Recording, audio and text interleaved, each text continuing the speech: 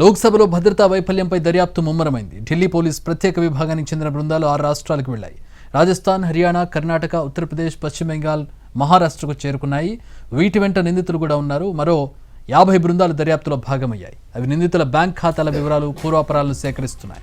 మరోవైపు పార్లమెంట్లో అలజడి సృష్టించిన ఘటనకు ప్రధాన సూత్రధారిగా భావిస్తున్న లలిత్ ఝా ధ్వంసం చేసిన ఆధారాలను పోలీసులు కనుగొన్నారు. రాజస్థాన్లోని నాగౌర్ జిల్లాలో ఫోన్లను దహనం చేసినట్లు గుర్తించారు. కాలిపోయిన ఫోన్లను స్వాధీనం చేసుకున్నారు.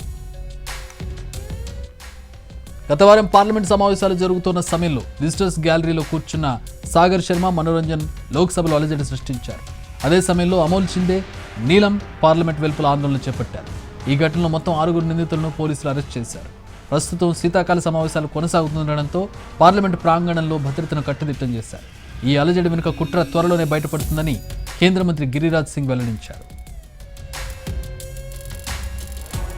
మరోవైపు ఈ ఘటనను ఖండించిన ప్రధాని ఇది చాలా తీవ్రమైన విషయమన్నారు. దీన్ని తక్కువగా చూడరాదన్నారు. అయితే అదే సమయంలో ఈ ఘటనను రాజకీయం చేయొద్దని విపక్షాలకు సూచించారు.